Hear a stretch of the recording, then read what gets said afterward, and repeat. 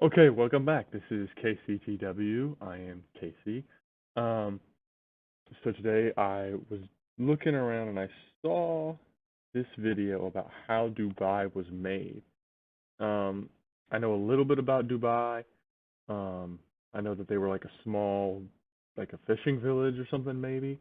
Um, but then over time they had built up, I guess, wealth through oil, and now they're like basically one of the richest places in the world. So I thought it'd be a little interesting to learn about, at least get a more stronger grasp on what it actually, like how everything happened. So yeah, I guess we'll just get right into it. I have not seen this video, so I don't know exactly what to expect, but I guess we'll see. Dubai is known to be one of the urban miracles of the modern world. A futuristic city rising in the middle of a desert is something our ancestors 100 years ago could only imagine in a sci-fi film. It's hard to imagine that this fascinating location used to be just a tiny fishing village. It seems almost illogical that a small town in a very inconvenient climate zone could become one of the world's biggest business and financial hubs. How did this happen? To answer this question, let's have a look at the history of Dubai. Located at the Persian Gulf, right in the middle of the Eurasian continent, Dubai was destined to be a crossing point between East and West.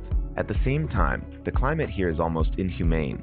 The temperature in summer reaches 50 degrees Celsius, and that is the reason why for centuries the urban development here was quite slow. The Persian Gulf, however, was still an important area for the British Empire. Being a strategic route connecting London to Bombay, the Royal Fleet needed to secure this area from pirates. See, like it makes sense kind of what they're saying. Um, yeah, Dubai is like a kind of like a arid desert landscape kind of, but I mean, they're right about the location. I mean, it's right there. I don't know what that bay is called. I probably should. But like it's at a prime like location, like water, right next to the water, and it's between. I mean, obviously it's kind of central to Africa, Europe, Asia.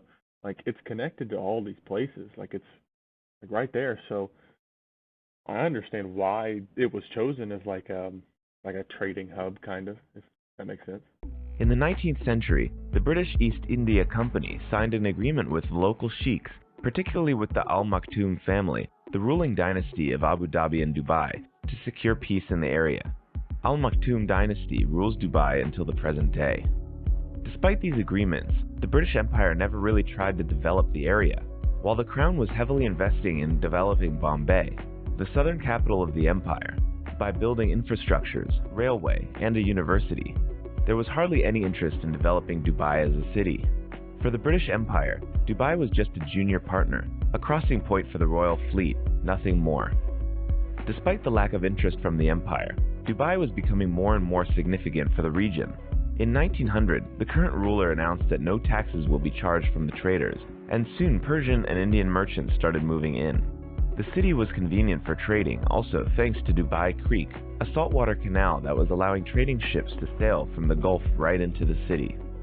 Shortly, Dubai became the biggest trading hub on the Persian Gulf. In the early 20th century, the city also became a big center of pearl diving, which attracted even more merchants every year. The pearl industry became so big that soon it was forming 95% of the Persian Gulf economy. Dubai, however, was still a big village rather than a city. The urban development started with the reign of Sheikh Rashid. In 1959, he went touring around Europe and was greatly inspired by European capitals, particularly London. Walking around the city and traveling on the tube, he was fascinated by the urban design, transport system, and overall comfort and convenience that London had to offer.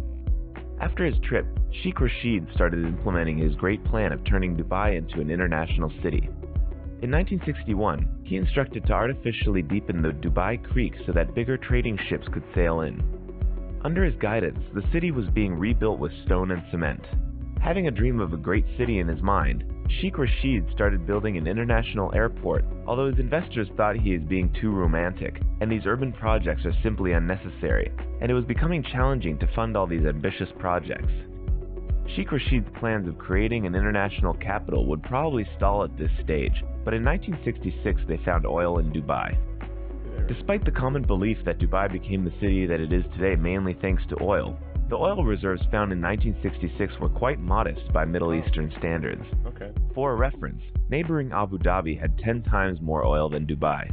However, the limited resource was a blessing for the city. Instead of considering oil as a limitless source of wealth, Sheikh Rashid started investing the generated profit in urban development.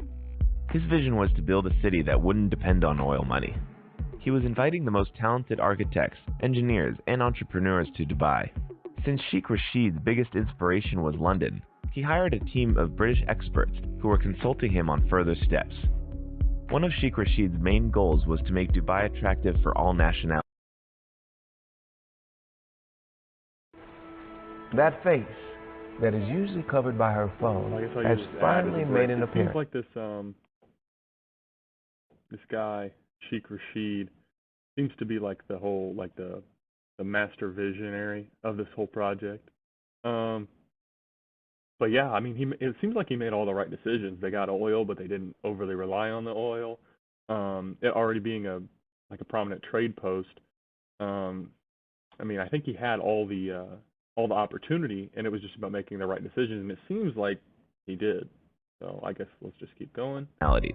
Despite being a Muslim city, he made sure people of other religions and beliefs could feel comfortable living there.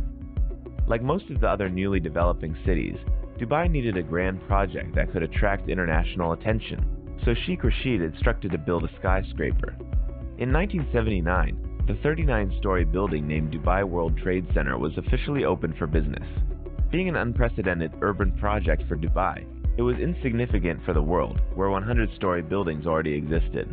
In fact, international media was ridiculing the city's grand investments, but Sheikh Rashid was convinced that Dubai will soon be taken seriously by the international community. Nobody saw his Unfortunately, he never saw the city reach its full glory, tragically dying in 1981 at a relatively young age, but he managed to lay the foundation of a city that he had envisioned. After Sheikh Rashid died in 1981, his work was continued by one of his sons, 31-year-old Mohammed. Just like his father, he was obsessed with the idea of turning Dubai into a modern, international city. His main inspiration was Daniel Burnham, an American architect and urban designer that is known for planning and designing modern Chicago in the early 20th century. Daniel Burnham was convinced that a city architect has to plan big. If you want your city to be spoken about, small and mediocre projects won't get you anywhere. Sheikh Mohammed adopted this approach and decided to make Dubai a city of the biggest and the tallest. In 2000, he introduced Emirates Towers, which were higher than any building in Europe at the time. But that wasn't big enough for Dubai. Sheikh Mohammed wanted to build the tallest building in the world. In 2010, they completed the construction of Burj Khalifa, the highest skyscraper in the world. Being a very hands-on manager himself, Sheikh Mohammed was spending most of his time on construction sites. He was circling the city in his white Mercedes, which registration plate said Dubai 1. This plate was reflecting his overall philosophy and life mission. For Daniel Burnham, railway was the key asset of building a new great city like Chicago. For Sheikh Mohammed, that key asset was aviation. In 1974, he was already curating the construction of Dubai International Airport.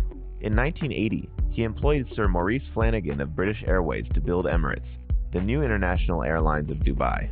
Soon Emirates was flying to most of the biggest international airports, becoming a gateway to Dubai for thousands of tourists, entrepreneurs, and investors who were curious to visit the new marvel of the Middle East. In 2002, Sheikh Mohammed allowed foreigners to own land in Dubai, which quickly turned the city into one of the biggest real estate markets. Billionaires around the world jumped on this new opportunity of owning property in a city free of taxes and restrictions. Dubai became a gigantic construction site. Every architect firm, big or small, was rushing to Dubai, taking as many architects and engineers as they physically could. It was a construction gold rush in the middle of a desert. The biggest architects from around the world brought their most ambitious projects to Dubai. Sheikh Mohammed had another ambitious project in mind. He wanted to turn Dubai into a world financial center, competing with major financial capitals like New York and London. Soon, Dubai International Financial Center was created. It's a special economic zone covering 110 hectares with its laws and regulations. It was basically a separate state within a city, like the Vatican in Rome. The hub shortly became home to the giants of the international banking system, including Citibank, HSBC, and Standard Chartered. Dubai was growing Everything about rapidly. them is Soon, like 95% futuristic. of the population were foreigners from around the world. This, of course, had a great impact on the local culture. A new, truly international city was born, which was a unique phenomenon in the world. Many capitals around the world claim to be international and multinational cities, but the reality is that there is always a dominating local culture or culture of the majority. For example, London, which served as an inspiration for Sheikh Rashid when he started developing Dubai, although being a diverse city and home to numerous ethnicities and cultures, is still a British city. Dubai, however, became a cultural no man's land of a sort. Everyone here is a guest, so everyone can feel at home. You want to know why running on the treadmill 7 days a week doesn't work for you when you're trying to lose weight?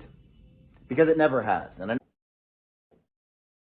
I think the true international appeal of Dubai is something that like everybody like that's what creates the whole aura about their location is just like it's just like seen as like the international like wealthy luxurious destination. Like that's I mean when someone says like think of an international city that's like widely known for being wealthy and having crazy luxurious like architecture, vehicles, lifestyle. I mean, Dubai is probably the first thing that comes to mind. So, yeah, they did a really good job with that. Local citizens are only 3 to 5% of the population. This aspect of the city earned a lot of criticism as well. For example, the Washington Post once stated that Dubai, in its attempt to be a successful Arabic city, had to sacrifice all its Arabic features. Another negative aspect of this rapid development became the fact that the United Arab Emirates became the only country that spends more energy than the USA. Despite all this, Dubai is an urban phenomenon that serves as an inspiration for many other developers. They spend more energy than the USA.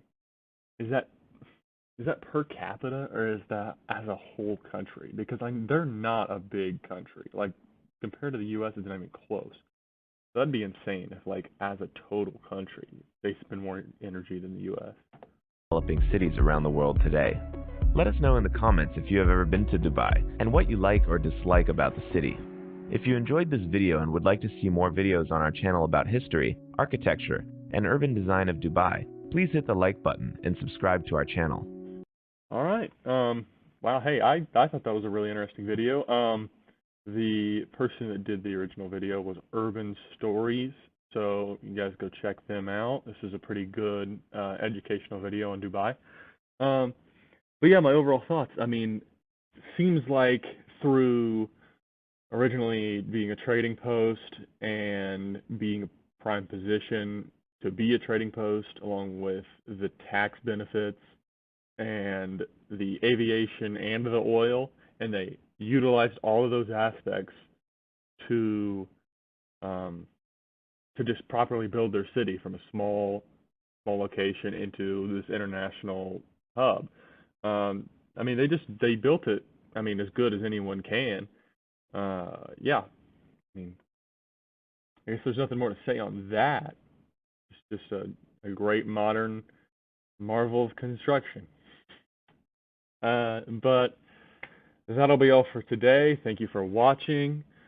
Make sure to subscribe, hit the like button if you want to see more. But yeah, have a good one.